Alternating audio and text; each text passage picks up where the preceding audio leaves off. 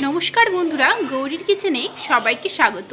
आपनारा तो अनेक रकम डाल रेधे खेयेछेन, एकबार ठीक एइभावे कचुर डाल बानिये किन्तु देखते पारेन। खूब सहजेई बानिये नेওয়া যায় और खेतेও किन्तु दारुण हय। चलुन ताहले बंधुरा देरी ना करे झटपट करे देखे निই आजकेर এই रेसिपि। कचुर डाल बानानोर जोन्नो निये निয়েছি 250 ग्राम कचु। कचुगुलोके किन्तु अवश्यई परिष्कारभावे जल दिए धुए निते हबे। एबारे कचुगुलोके प्रेसार कुकारेर मध्य दिए दिচ্ছি। दिए देব प्राय 2 ग्लासेर मतो जल। दिए दिচ্ছি 1 टीस्पून নুন। নুনটা দিয়ে দিলে কচুগুলো কিন্তু খুব ভালোভাবে সেদ্ধ হয়ে যায়। এবারে প্রেসার কুকারের ঢাকনা বন্ধ করে 3টে সিটি দিয়ে নেব। আপনারা কিন্তু কড়াইয়েও সেদ্ধ করে নিতে পারেন। কচুগুলো দেখুন খুব ভালোভাবে সেদ্ধ হয়ে গিয়েছে। এবারে বাইরে যে কচুর খোসাটা রয়েছে এই খোসাটা আমরা ছাড়িয়ে নেব। সবগুলো খোসা দেখুন ছাড়িয়ে নেওয়া হয়ে গিয়েছে। অন্যদিকে ফোড়নের জন্য কড়াইয়ে দিয়ে দিলাম 1 টেবিল স্পুন সরষের তেল। দিয়ে দিলাম একটা শুকনো লঙ্কা, একটা তেজপাতা, হাফ টিস্পুন গোটা জিরে ফোড়ন। গোটা জিরেটা ঠিক এইভাবে ফুটে উঠলে দিয়ে দেব 5 থেকে 6টা রসুনের কোয়া, 2টো কাঁচা লঙ্কা, তার সাথে দিয়ে দেব একটার অর্ধেক পেঁয়াজ কুচি। এগুলোকে কয়েক সেকেন্ডের জন্য নেড়েচেড়ে নিয়ে একটু ভেজে নেব।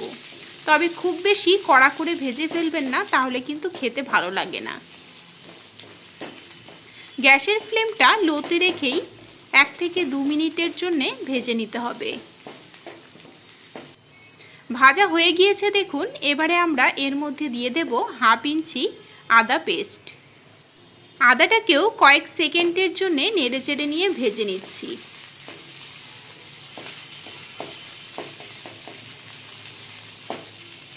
আদা ভাজা হয়ে গিয়েছে, দিয়ে দেব হাফ টিস্পুন ধনে গুঁড়ো এবং হাফ টিস্পুন জিরে গুঁড়ো। গুঁড়ো মশলাগুলোকে কয়েক সেকেন্ডের জন্য নেড়েচেড়ে নিয়ে একটু ভেজে নেব। আজকের এই কচুর ডাল রেসিপিতে ভাজা মশলার ফ্লেভারটা কিন্তু ভালো লাগে, তাই আমি মশলাগুলোকে সামান্য ভেজে নিলাম। দিয়ে দেব সামান্য পরিমাণে জল, দিয়ে দিচ্ছি হাফ টিস্পুন হলুদ গুঁড়ো, তার সাথে দিয়ে দেব 1 টিস্পুন নুন। এবারে সমস্ত মশলাগুলোকে তেল ছাড়া অবধি খুব সুন্দর করে কষিয়ে নিতে হবে। তবে কিন্তু আজকে রান্নায় অবশ্যই সর্ষের তেলটা ব্যবহার করবেন, তাহলে খেতে ভালো হয়। মশলাগুলো দেখুন কষানো হয়ে গিয়েছে। এবারে সেদ্ধ করে রাখা কচুটা এর মধ্যে দিয়ে দিলাম।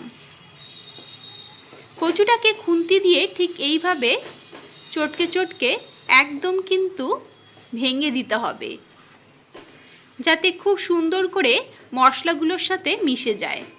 দেখুন আমি ঠিক যেইভাবে একদম মশলাগুলোর সাথে মিশিয়ে মাখো মাখো করে নিয়েছি, এইরকমভাবে কচুগুলোকে চটকে নিতে হবে।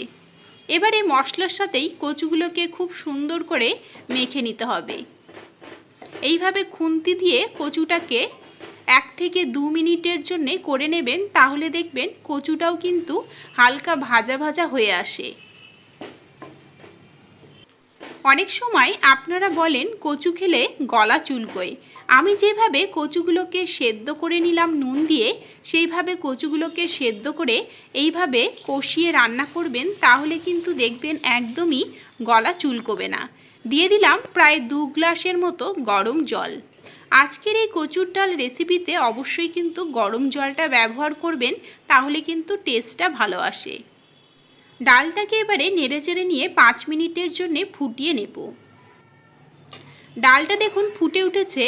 অন্য যে কোনো ডাল রান্না করার সময় যেরকম দেখুন উপরে ফেনা ফেনার মতো উঠে আসে, এই ডালটাও কিন্তু রান্না করার সময় দেখুন উপরে ফেনার মতো উঠে এসেছে। তখন আপনারা ডাল কাটা দিয়ে যেরকম নাড়িয়ে নেন, সেরকম ডাল কাটা দিয়েও নাড়িয়ে নিতে পারেন, আবার হাতা দিয়েও নেড়ে নিতে পারেন। দিয়ে দেব হাফ টিস্পুন গরম মশলা গুঁড়ো।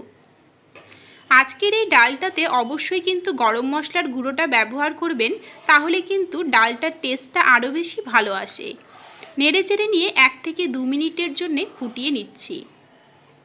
এখানে আরেকটা কথা বলে দিই বন্ধুরা, আপনারা কিন্তু নুন এবং ঝালটা অবশ্যই নিজেদের স্বাদ অনুযায়ী দেবেন।